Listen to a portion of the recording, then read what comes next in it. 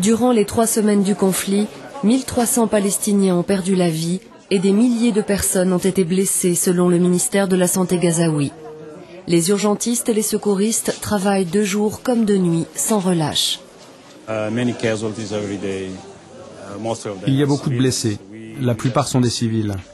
Nous avons soigné très peu de combattants. C'est une réalité à laquelle nous nous confrontons au quotidien. La plupart de nos patients sont des civils.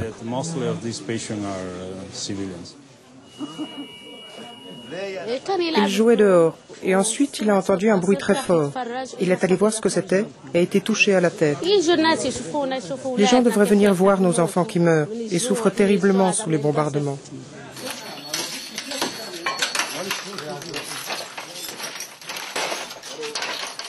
Jacob Kellenberger est le premier dirigeant d'une importante organisation internationale humanitaire à visiter Gaza en plein conflit.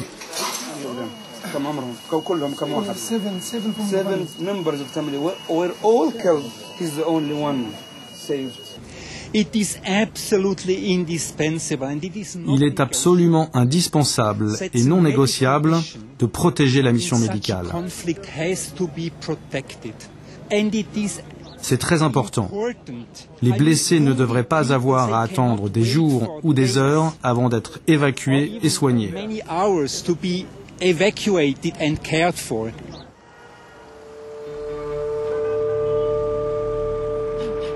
L'étendue des destructions à Gaza est impressionnante.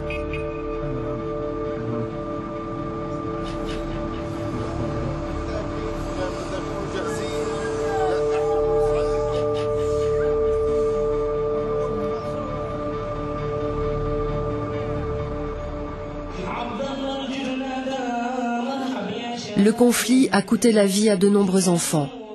Dans cette école, 2 élèves sont morts et une trentaine ont été blessés, dont certains d'entre eux très gravement.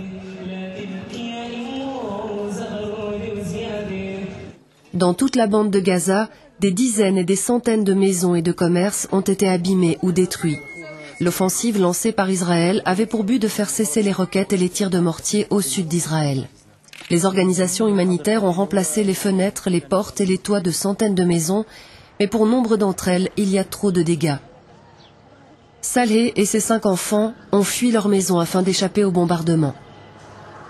Je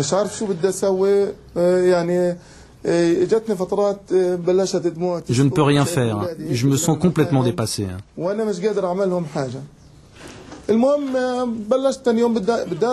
Quand je vois mes enfants vivre comme ça, j'ai envie de pleurer.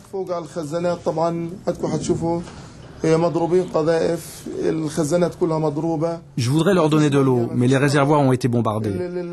Il n'y a plus d'eau ni d'électricité. On n'a vraiment plus rien qui fonctionne ici. L'offensive israélienne a porté un sérieux coup à la vie économique de Gaza, déjà bien éprouvée par des années de guerre et de pénurie. The latest Israeli incursion into Gaza have left more than 270. La dernière incursion israélienne à Gaza a détruit totalement ou en partie plus de 270 entreprises comme celle-ci. Le secteur privé est la sève de l'économie gazaoui. Il nourrissait plus d'un tiers de la population ici dans la bande de Gaza. Plus de 35 000 employés ont perdu leur travail dans le secteur industriel.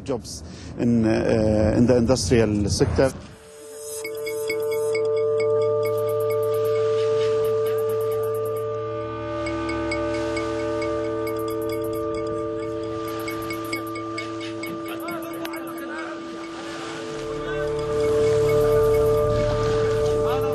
Comme bon nombre d'acteurs économiques à Gaza, les pêcheurs rencontraient des difficultés bien avant l'incursion militaire. Ils connaissent des restrictions d'accès aux zones de pêche, ainsi qu'un coût élevé de l'essence et la pénurie de pièces de rechange pour les bateaux. Tout cela en raison des limitations de mouvement, de biens et des personnes imposées par Israël. S'ils ne nous ouvrent pas l'accès aux zones de pêche, nous n'avons pas de futur. Comme vous pouvez le voir, il y a plein de bateaux qui ne sont pas à l'eau. Les pêcheurs vont disparaître. Nous n'avons pas d'essence et pas de travail.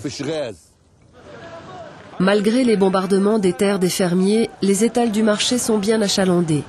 Cependant, les restrictions israéliennes sur l'acheminement de denrées dans la bande de Gaza ont fait grimper les prix des fruits et des légumes locaux ainsi que la nourriture importée.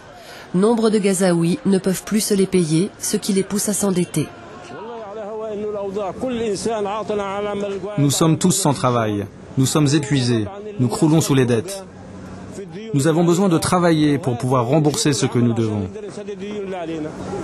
En mars 2009, la communauté internationale s'est engagée à débloquer près de 4,5 milliards de dollars pour la reconstruction de Gaza.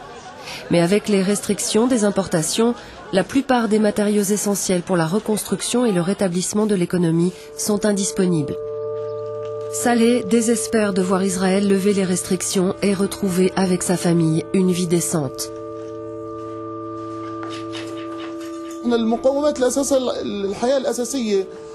On n'a pas ce qu'il faut pour vivre normalement. Nous n'avons pas le minimum pour vivre une vie de famille décente. On n'a pas d'eau, pas de gaz pour cuisiner, ni même d'essence pour les transports.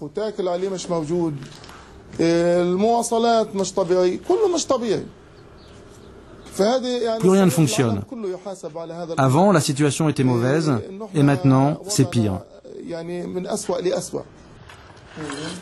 Mais par-dessus tout, il implore la paix et la sécurité afin que ses enfants puissent grandir sans payer le prix de la guerre.